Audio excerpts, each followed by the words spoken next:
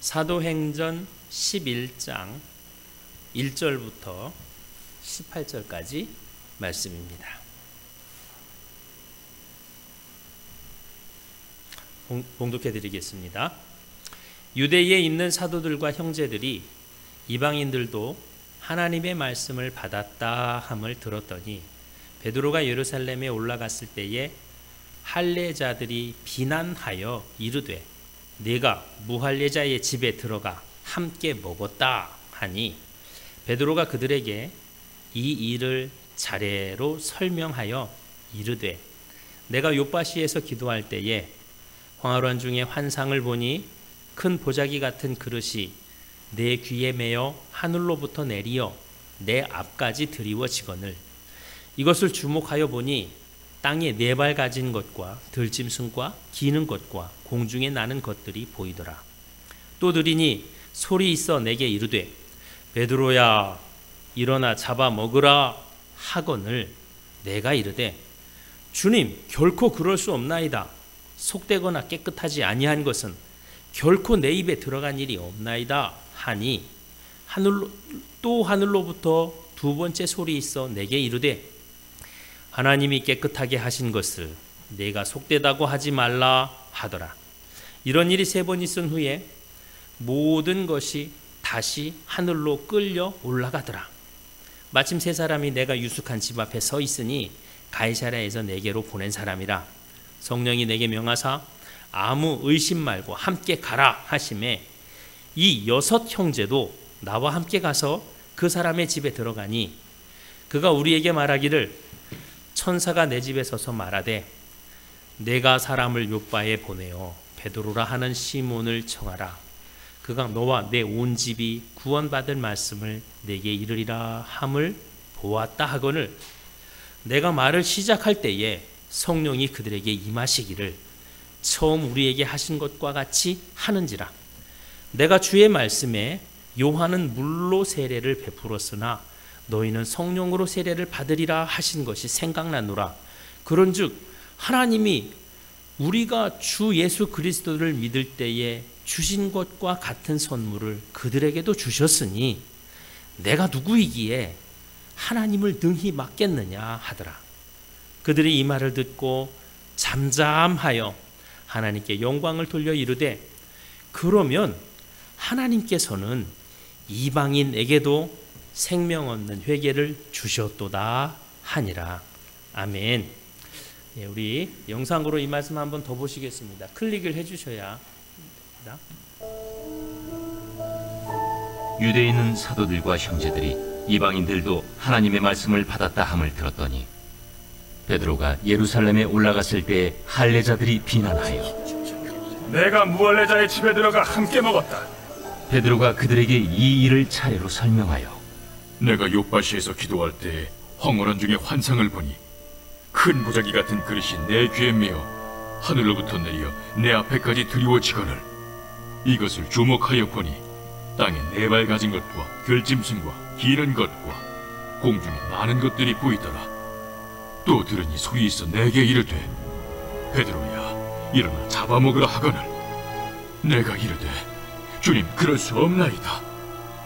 속되거나 깨끗하지 아니한 것은 결코 내 입에 들어간 일이 없나이다 하니 또 하늘로부터 두 번째 소리 있어 내게 이르되 하나님이 깨끗하게 하신 것을 내가 속되다고 하지 말라 하더라.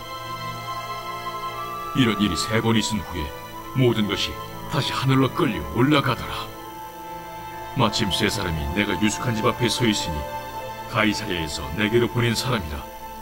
성령이 내게 명하사 아무 의심 말고 함께 가라 하시매 이 6 형제도 나와 함께 가서 그 사람의 집에 들어가니 그가 우리에게 말하기를 천사가 내 집에 서서 말하되 내가 사람을 욥바에 보내어 베드로라 하는 시몬을 청하라. 그가 너와 내 온 집이 구원받을 말씀을 내게 이르리라 함을 보았다 하거늘 내가 말을 시작할 때에 성령이 그들에게 임하시기를 처음 우리에게 하신 것과 같이 하는지라. 내가 주의 말씀에 요한은 물로 세례를 베풀었으나 너희는 성령으로 세례를 받으리라 하신 것이 생각났노라. 그런즉 하나님이 우리가 주 예수 그리스도를 믿을 때에 주신 것과 같은 선물을 그들에게도 주셨으니 내가 누구이기에 하나님을 명히 맡겠느냐? 그들이 이 말을 듣고 잠잠하여 하나님께 영광을 돌려 그러면 하나님께서 이방인에게도 생명 얻는 회개를 주셨도다. 할렐루야. 예, 이 비슷한 내용의 말씀으로 세 번에 걸쳐서 또 오늘 여기까지 진행이 됩니다. 10장부터 시작된 이 베드로가 고넬료의 가정을 전도하는 이야기가 오늘까지 오늘 이 11장 절반이 훨씬 넘어가는 28절까지 또다시 반복이 되고 있습니다. 말씀을 또 다시 살펴보면서 한 찬찬히 좀 생각해보는 시간이 되셨으면 좋겠습니다. 자, 유대에 있는 사도들과 형제들이라고 표현되어져 있습니다. 유대에 있는 사도들과 형제들, 이들은 누구인가요? 이들은 예수님을 구주로 영접한, 예수님을 메시아로 인정하고 예수님을 따라가고 예수님의 가르침을, 예수님의 부활하심을 보고 예수님 뜻 가운데 살아가는 사람들이죠. 그래서 사도들과 형제들이라고 표현하고 있습니다. 사도들과 형제들. 사도들은 교회의 지도자들이고 형제들은 또 그 많은 이 교회의 성도들이겠죠. 근데 성도들이 안 하고 형제들이라고 했습니다. 그런데 그들이 무엇을 들었느냐? 이방인들이 하나님의 말씀을 받았다 함을 들었다고 합니다. 자, 이방인들이 예수님을 믿었다. 그거죠. 그거를 하나님의 말씀을 그들이 받았다. 이렇게 표현을 하고 있어요. 근데 이방인들이 하나님의 말씀을 받은 겁니까? 하나님의 말씀이 이방인들에게 들어간 겁니까? 하나님의 말씀이 이방인들에게 들어간 게 사실은 더 맞는 것 같아요. 그들이 뭐 그냥 저희들이 그냥 말씀을 받겠습니다가 아니라요. 하나님이 그들이 그냥 들려주시고 나타나시고 역사까지 하셨죠. 자, 이방인들이 예수님을 영접했다? 이 이야기를 들은 사람들이 있는데요. 자, 베드로가 이제 예루살렘으로 올라갑니다. 베드로가 예루살렘으로 올라갔어요. 그랬더니 할례자들이 비난을 합니다. 내가 무할례자의 집에 들어가 함께 먹었다. 자, 표현이 재밌어요. 이 한 구절, 이 두 구절 사이에요. 말이 바뀌어요. 위에는 뭐라고 되어 있었죠? 이방인들이 복음을 들었다 할 때는 사도들과 형제들이라는 표현이 나오는데 이 아래에서는요. 할례자들이라는 표현으로 바뀌어 있어요. 할례자들이라는 표현은 유대인들, 정통 유대인들을 의미하고 유대인들과 이방인을 구별하는 것이 할례입니다. 그래서 이들이 그걸 갖고 비난을 하기 시작해요. 근데 그들이 무엇을 들었다겠죠? 이방인이 하나님의 말씀을 받았다. 이 얘기를 들었다고 하는데 근데 이 할례자들이라는 사람들은 베드로를 향해서 뭐라고 말하냐면 너 왜 그런 사람한테 전도했어? 이게 아니고요. 네가 무할례자의 집에 들어가 함께 먹었다. 그게 잘못된 거다라고 말합니다. 그러니까 이게 그들에게 복음을 전한 것 자체가 아니고요. 아예 그런 사람들의 집에 들어간 것 자체가 문제다. 이렇게 표현을 하고 있습니다. 이렇게 말하는 이 사람들은 어떤 생각을 갖고 있었을까요? 이방인들에게 복음이 전해진다. 이것 자체를요, 인정하지 못하고 있는 그런 상황이 저들에게 펼쳐지고 있는 것 같습니다. 아, 우리 고넬료 이탈리아의 사람들이야. 백부장이야. 군인이야. 그런데 그 사람들이 예수님을 구주로 영접했어. 이것 자체를요, 인정하지 않는 거예요. 오히려 여러분이라면 어떻게 질문하시겠어요? 베드로가 딱 왔을 때. 아니, 이방인들이 복음을 들었다면서 어떻게 된 일이야? 설명해봐. 이렇게 질문하는 게 일반적인 거죠. 그런데 야, 베드로, 당신 말이야, 이방인, 무할례 집에 들어가서 그들과 함께 먹으면 돼, 안 돼? 복음하고 전혀 상관없이 율법적인 지금 공격이 들어가고 있는 거죠. 돼, 안 돼?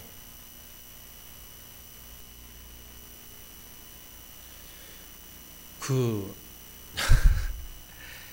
이런 일들이 살다 보면 많이 벌어지는 것 같아요.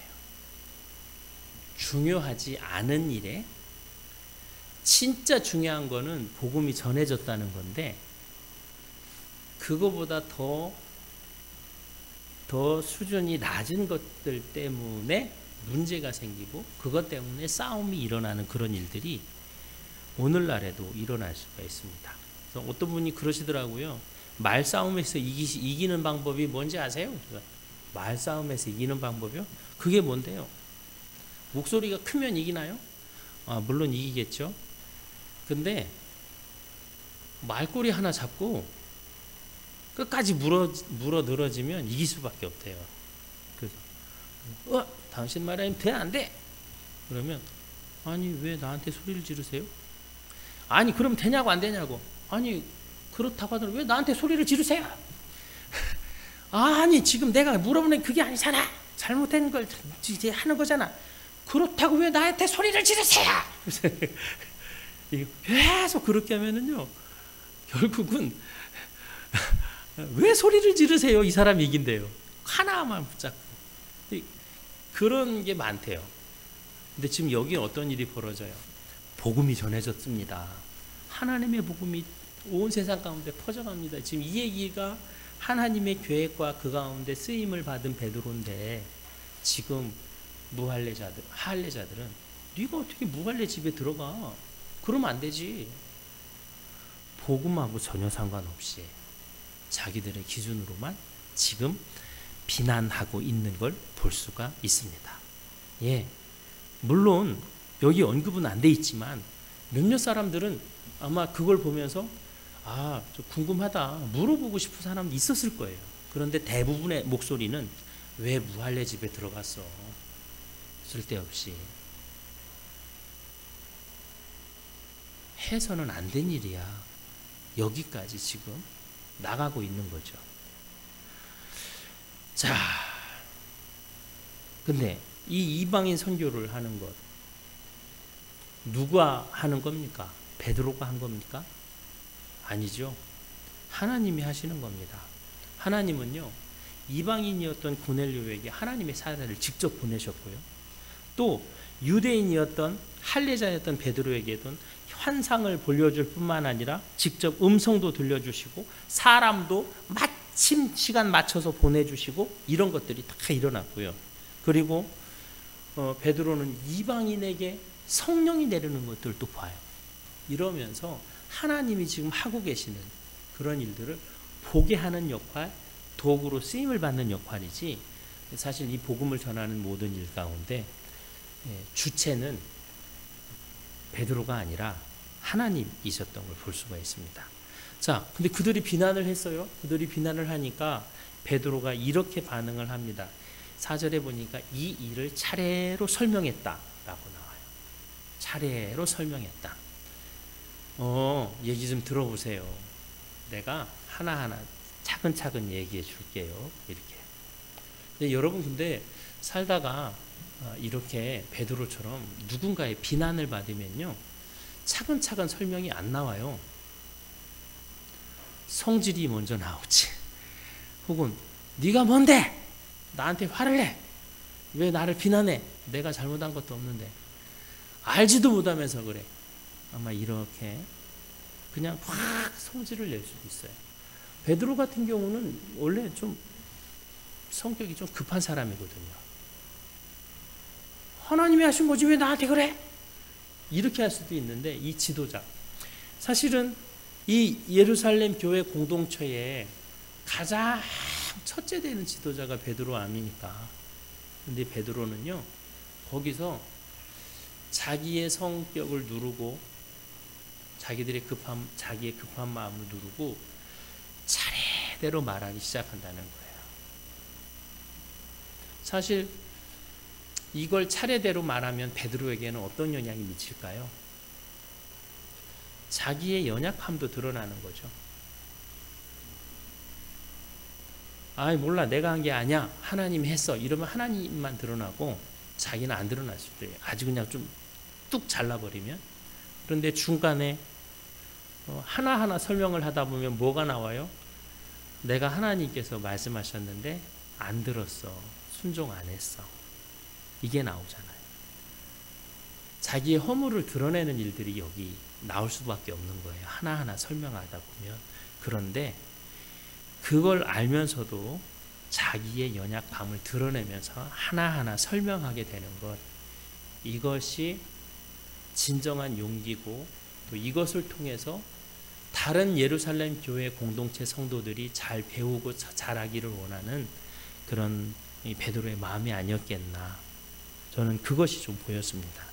그래서 이 5절부터 10절까지는 쭉 자기가 환상을 본 얘기를 해요. 하늘로부터 기도할 때, 요바에서 기도할 때 하늘로부터 보자기가 내려왔고, 내가 주목하여 보니 각종 들짐승 기는 것, 공중에 나는 것, 일반적으로 말하는 부정한 그런 짐승들이었습니다. 율법적으로는 먹지 말라고 한 거였어요. 그런데 하나님께서 말씀하시기를 베드로야 잡아먹어라 그랬고, 베드로는 주님 그럴 수 없어요. 속되거나 깨끗하지 아니한 것은 결코 내 입에 들어간 것이 없습니다. 이렇게 대답했다고 얘기하죠. 자, 하나님이, 여러분이 유대인이라면 베드로가 이렇게 말할 때 어떻게 반응하시겠어요? 하나님이 나보고 부정한 거 먹으라고 음성을 들려주셨어. 그런데 나는 하나님 저는 이거 먹으면 안 돼요. 전 평생 이거 먹은 적이 없어요. 그러면 다른 할례 받은 유대인들은 어떻게 반응할까요? 아이고 그렇지, 잘했네, 말 잘했네. 아마 이런 생각 안 했을까요? 그래, 하나님이 처음에 먹지 말라고 한 건데 왜 먹으라고 그러셔? 아마 베드로의 말에 똑같이 반응했을 거라고 생각을 해요. 그런데 두 번째로 하나님이 말씀하시네. 하나님이 깨끗하게 한 걸 네가 속되다고 하지 마라. 그리고 이런 일이 몇 번 반복됐다고요? 3번이나 반복됐다고 하는. 그래서 나는 계속 안 먹는다고 그랬어. 근데 하나님은 하나님이 깨끗하게 해놨다고 네가 더럽다고 하지 말라고 계속 하시더라. 한번 이 얘기를 들으면서 뭐지? 뭘까? 분명히 베드로는 맞는 대답을 했는데 하나님 왜 그러실까? 아마 이런 의문들이 이 이야기를 듣는 유대인들의 마음속에 막 생겨났을 겁니다. 그런데 마침 고넬료가 보낸 사람이 도착했다. 그리고 성령이 바로 말씀하시는데 내가 보낸 사람이다. 의심하지 말고 함께 가라 말씀하셨다. 그래서 하나님이 지금 인도하고 계신다. 내가 하고 싶어서 하는 게 아니라 하나님이 나를 이끌어 가신다라고 고백을 하고 있습니다. 그리고 또 등장하는 사람들이 6절에서요. 이 6 형제 이렇게 나옵니다. 10장에는 그냥 몇몇 형제들이 따라갔다 이렇게 되어져 있는데 오늘 11장에 보니까 6명의 형제들이 나와 함께 가서 그 집에 같이 들어갔다 이렇게 말하고 있어요. 나 혼자 한 게 아니다. 6명이 같이 했다. 이 사람들은 어떤 사람들인가요? 이 사람들도 베드로와 똑같이 하나님이 하신 일을 본 사람이에요. 무엇을 보았느냐? 바로 하나님께서 성령을 부어주시고 성령을 부어주심으로 마나 이 그 고넬료와 그 가족과 친구들이 하나님께 영광을 돌리는 이런 것들을 똑같이 본 사람들이라는 거죠. 그래서 그들이 좀 재미난 거는 여기는 이 말 표현이 조금 바뀌어 있어요. 그래서 너에게 필요한 말씀을 줄 것이다 이랬는데 베드로 같은 경우는 여기서 어떻게 표현했냐면 그가 베드로를 시몬을 청해라 너와 내 온 집이 구원받을 말씀을 내게 이르리라 함을 보았다 하거늘 내가 복음을 전하는 걸 그는 이미 보았다고 말했다 이렇게 표현을 하죠. 그리고 그렇게 하면서 15절을 보실까요? 자, 어떤 때요? 내가 말씀을 시작할 때에 성령이 그들에게 임하는데 처음 베드로와 120문도가 마가의 다락방에서 기도할 때처럼 그 장소에 오순절날에 임하시는 것처럼 똑같이 하나님이 임하시더라. 성령님 임하시더라. 그런데 언제요?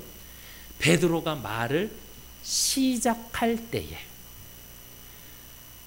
베드로가 말을 하는 중에도 아니고 베드로의 말이 다 끝나갈 때도 아니에요. 그러니까 이 베드로가 하는 말이 어떤 의미인지 아직 제대로 들려지지도 않았어요. 이해도 안 갔을 때예요. 그저 베드로가 하나님의 말씀을 전하기 시작을 했는데 말씀을 듣는 이 고넬료 이 가정의 공동체가 성령님이 임하여 버리시는 거죠. 마치 저는 이걸 보면서 이런 생각도 들더라고요. 아니 그럴 것 같으면 베드로가 말하기 전에도 성령님 임할 수 있지 않으시겠어요? 그죠? 그런데 베드로가 말을 하기 시작하니까 성령이 임하시는 거예요. 마치요 베드로가 저기 전원 코드를 탁 누르는 것처럼 스위치를 탁 켜는 것처럼 베드로가 하나님의 말씀에 순종하여 하나님이 원하시는 이 복음을 전할 일들을 하기 시작하면서 단추를 입을 딱 떼는 순간 성령님이 바로 임하시는 거예요. 하나님은 베드로를 사용하고 계시는 거죠. 아니 하나님의 일에 베드로를 동참시켜 주신다는 게 오히려 맞는 것 같아요. 하나님이 하고 계시는 일에 베드로야 함께 해야 돼. 너도 봐야 돼. 너도 이걸 알아야 돼. 복음이 유대인에게만 갇혀 있어서는 안 돼. 이걸 알아야 돼 하면서 베드로가 말을 시작하니까 하시는 거죠.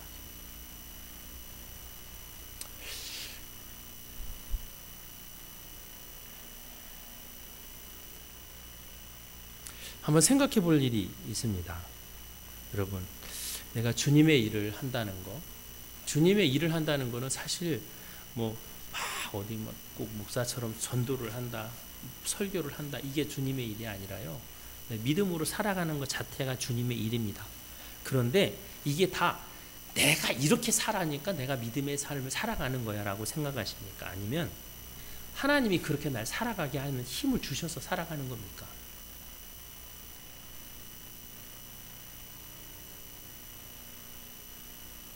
생각해 보셨으면 좋겠어요. 내가 믿음으로 살아가는 게 주님의 은혜와 능력이냐, 나의 결단과 의지의 힘이냐. 이 성령님이 임하시는데 지금 베드로는 이런 표현을 해요. 처음 우리에게 하신 것 같이 하더라. 하나님은 유대인이나 이방인이나 차별이 없다. 그런데 유대인은 차별을 하고 있죠. 오늘날을 살아가는 우리는 어떻습니까? 우리는 어떤 사람을 차별하는 적 없으시나요? 모른 척하거나 혹은 무시하거나 얕보는 그런 생각이나 행동을 하게 되는 경우는 없나요? 죄송하지만 저는 그럴 때가 있는 것 같아요. 예. 아내는 좀 무서운데 아들은 덜 무서워요. 그래서 아들한테 조금 함부로하게 하는 아버지가 되는 것 같아요. 똑같은 인격으로 대한다고 하지만 왠지 달라요. 그게 저의 연약함일 것 같아요. 여러분은 어떠셔요? 힘 있는 사람 앞에 당연히 순종을 하거나 자신을 낮춰야 될 일이 있지만 과도하게 낮추는 건 그것 또한 문제 아닐까요? 근데 이런 일들이 우리 삶을 살아가면서 일어날 수 있다는 거죠. 근데 하나님하고 상관없이 내가 판단해서 내가 무시하고 내가 멀리하고 내가 담을 쌓고 이러는 것들이 하나님이 보실 때 가슴 아프고 안타까운 일일 수 있습니다. 베드로와 예루살렘 교회 공동체 하나님이 세우신 이 첫 번째 교회 공동체는 아직도 유대인들만의 신앙 안에 굳어져 있는 거예요. 예수님은 예루살렘과 온 땅에 복음이 전해지길 바라시는데 예수님이 이 십자가에 죽으시고 부활하면서 세워주신 이 교회가 아직도 거기 그 수준에 머물러 있는 그런 상황이 지금 벌어지고 있는 것이죠. 그런데 내가 아니라 하나님이 이끌어 주시고 하나님이 함께 하시는 걸 보고 하나님이 일하시는 것을 보고 그러면서 베드로와 6 형제가 먼저 배우게 되는 겁니다. 보게 되는 겁니다. 하나님이 이방인에게도 복음을 전하게 하시네. 그런데 뭐 내가 뭐라고 이러는 거죠. 그래서 16절에 보면 이런 표현이 있죠. 이 베드로가 나는 생각이 났습니다. 예수님이 이런 말씀하셨잖아요. 요한은 물로 세례를 베풀었지만 너희는 성령으로 세례를 베풀 것이다. 예수님이 우리에게 말씀하신 게 생각났습니다, 여러분. 그래서 나는 그들에게 세례를 베풀었습니다.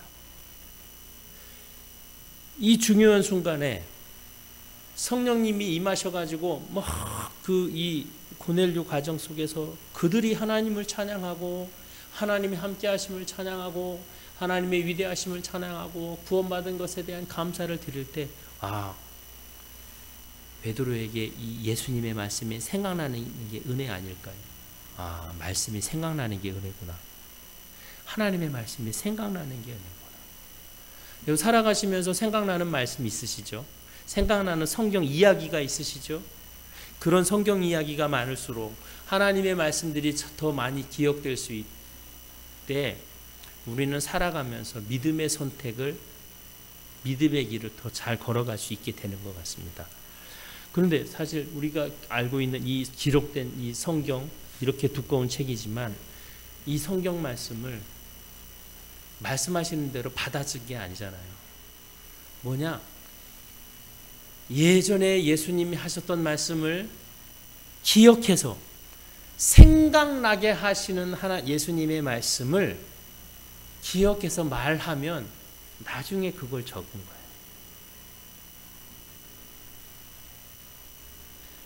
하나님의 말씀이 생각난다. 하나님의 이야기들이 생각난다. 이게 복입니다.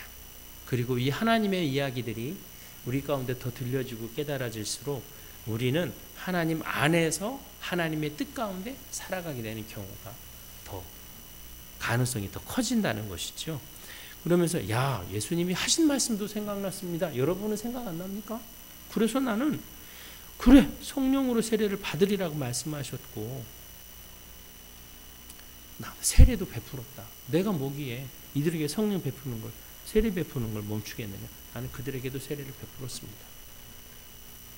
성령님이 그들에게 임하셨습니다. 성령으로 세례를 역사하셨습니다 하면서 하나님의 하심을 더 고백하면서 17절에 이렇게 말하죠. 그래, 그들이 우리와 똑같은 선물을 받았다고 합니다. 그들 똑같이 받았습니다. 똑같이. 하나님의 사랑은 이방인이나 유대인이나 똑같았던 거예요. 하나님의 구원의 역사, 성령을 주심도 유대인이나 이방이나 똑같이 지금 주고 계시는 거 아닙니까? 그런데 내가 뭐라고 하나님을 맡겠습니까? 내가 뭐라고 하나님을 능히 맡겠습니까? 이렇게 표현을 해요. 능히 맡겠느냐? 나는 하나님을 막을 수 없다 라고 베드로는 고백을 했죠. 그런데 이걸 거꾸로 생각하면 어떻게 되는지 아세요? 그래, 나는 하나님의 일을 막을 수도 있다 라고도 돼요. 근데 살아가면서 하나님이 기뻐하시는 일을 하게 만드는 사람도 있지만 하나님이 기뻐하시는 일을, 하나님의 뜻을 가로막는 일들도 분명히 있답니다. 하나님의 교회를 무너뜨리거나 또 약하게 하거나 성도들의 신앙을 굳건하게 세우지 못하게 한다거나. 그럼 지금 하나님이 하시는 이들을 막는 사람이 누군 겁니까? 이 예루살렘 교회 공동체 안에서 할례자들인 거죠. 베드로하고 그 여섯 형제는 처음에 안 그랬나요? 똑같았죠. 똑같이 하나님이 하신 일을 가로막는 거예요. 하나님이 하신 일을 가로막는 거예요. 안타깝죠. 그래서요, 우리는 잘 생각해야 됩니다. 잘 판단해야 돼요. 이게 하나님이 하시는 일인가? 아닌가? 정말 하나님이 하시는 일이라면 내가 이러면 안 되지. 인정할 줄 아는 그런 모습들이 있어야 할 것입니다. 근데 18절을 보실까요? 그들이 이 말을 듣고 잠잠했대요. 여러분, 나는 하나님이 하신 일을 막을 수가 없었어요.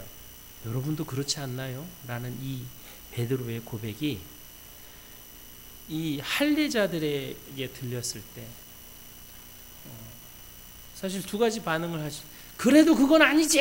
이렇게 이 하나님이 일하시는 것들을 방해할 수도 있고요. 그런가 하고 수긍할 수도 있고. 근데 지금 이 말을 듣고 잠잠한 건 뭐예요? 하나님이 하신 거라면 그럴 수도 있지. 하나님이 똑같이 하셨다는데 내가 뭐라고. 아마 이런 겸손함이 그들에게 들려졌던 것 같습니다. 그런데 잘 생각해 보면 그들이 잠잠할 수 있는 이유는 그것뿐만이 아니에요. 바로 앞에 베드로의 이야기 속에서 배웠기 때문에 그렇습니다. 베드로는 하나님이 하라고 하신 일을 몇 번이나 거절했죠? 3번 거절했어요. 아니요, 싫어요, 안 할래요. 하나님이 하신 일을 막았던 거예요, 사실. 그런데 베드로가 내가 하나님의 일을 막았습니다, 사실은. 그런데 하나님은 그럼에도 불구하고 또 음성을 들려주시면서 하나님의 일을 할 수 있도록 하나님의 일에 나를 동참시켜 주셨습니다. 내가 한 게 아니라 하나님이 하신 겁니다.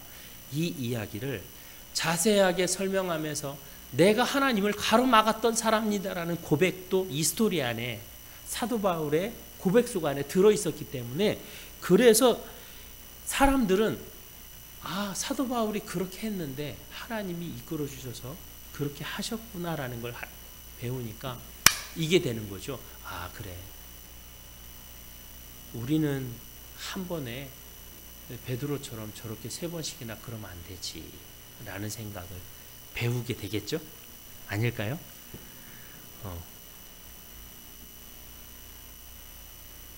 아마 분명히 이 유대인들 중에 그래도 그건 아니지라고 생각하는 사람이 있었을지 모르겠어요.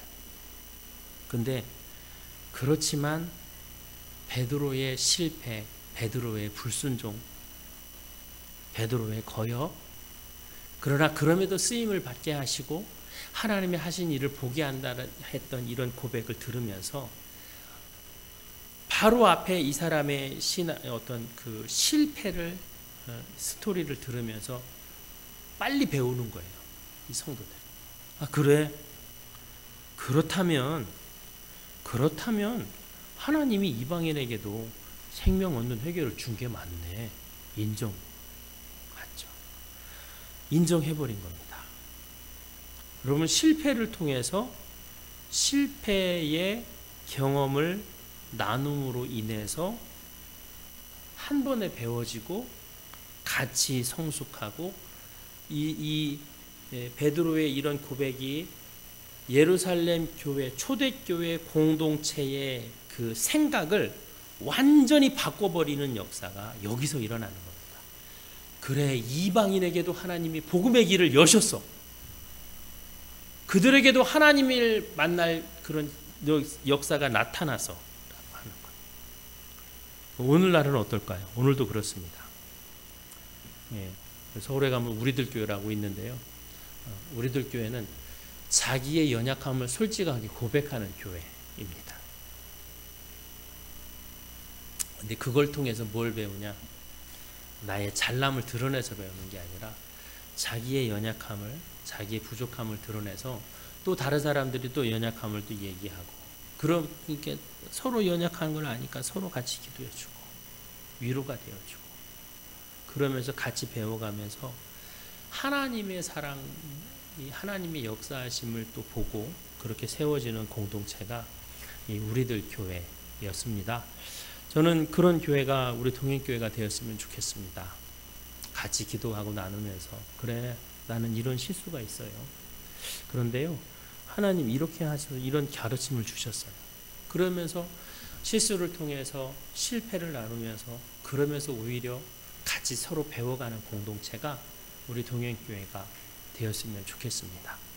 그리고 우리가 하나님의 일을 우리가 하는 게 아니라, 사실은 베드로의 고백처럼 베드로가 말을 시작할 때 성령님이 임하는 것처럼 주님이 기뻐하시는 일을 우리가 하려고 할 때, 하나님이 기뻐하시는 예배를 드릴 때, 하나님이 원하시는 자리에 서 있을 때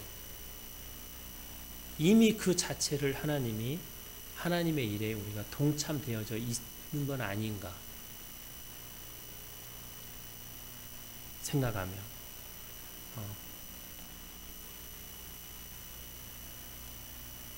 주님 앞에서 같이 마음을 고쳐먹고 믿음으로 같이 살아가는 그런 믿음의 공동체로 세워지기를 소망합니다.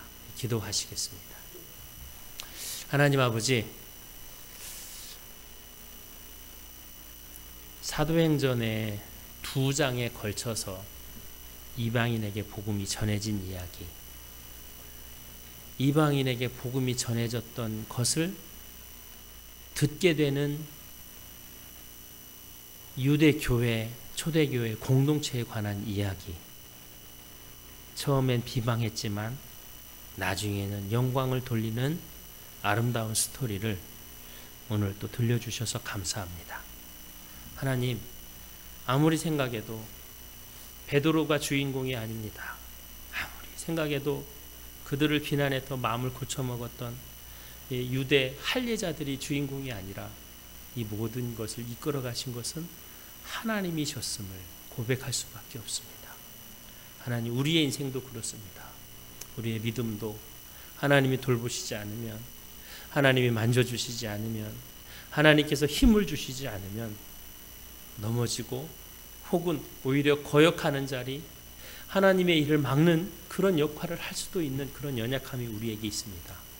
주님, 그럴 때마다 역사하여 주시고 들려주시고 하나님의 말씀이 생각나게 하시고 또 함께 이것을 나누며 기도할 수 있는 그런 동역자들을 허락하여 주셔서 믿음 가운데에 하나님이 기뻐하신 일에 동참하며 살아가는, 하나님의 일을 하며 살아가는, 하나님이 원하신 자리에 서 있는 그런 우리 동행교회 공동체가 되게 하여 주시옵소서. 약함도 수용하고 그것 가운데 서로 함께 배워가면서 성숙하여져 가는 공동체가 우리 동행교회가 되게 하여 주시옵소서. 하나님, 그렇게 이끌어 가실 것을 믿사오며 예수님의 이름으로 기도드립니다. 아멘.